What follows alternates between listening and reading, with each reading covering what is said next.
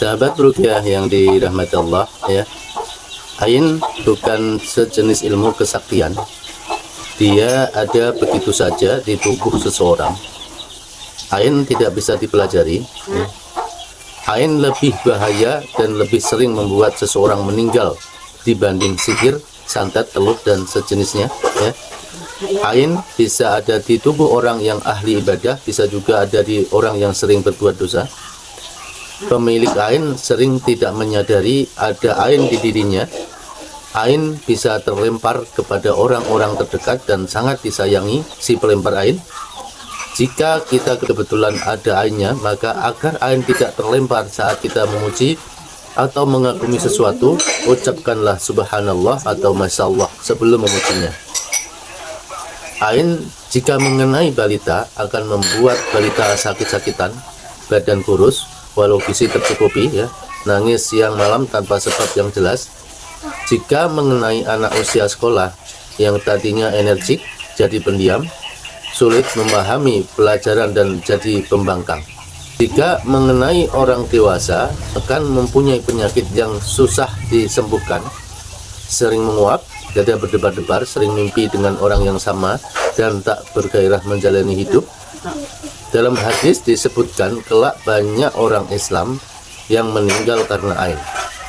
Mungkin karena seiring baru bergantinya zaman, orang Islam gak paham ain itu apa, sehingga ketika sakit dikira sakit medis biasa dan terus berobat ke tenaga medis sampai ajal menjemput, padahal penyebab utama sakitnya karena ain.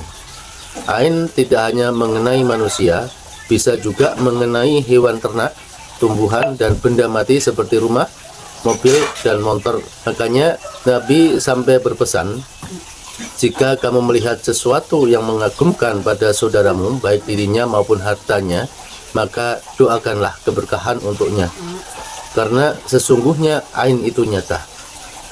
Pemilik ain tidak memiliki ciri khusus.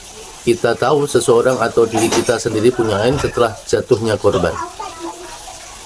Tahukah Anda, ada sebuah masyarakat di suku pedalaman yang kalau tidak bisa menebang suatu pohon, saking besar dan kuatnya, maka mereka akan berdiri mengelilingi pohon sambil berkata, "Mati kau pohon," dan kalimat sejenisnya.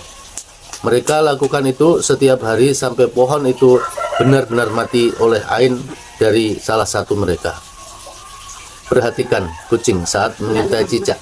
Kucing hanya terus menatap cicak, lalu cicaknya malah turun ke bawah hingga kucing bisa menerkamnya. Ada kemungkinan kucing itu sedang melemparkan ainnya. Wallahu alam, ya.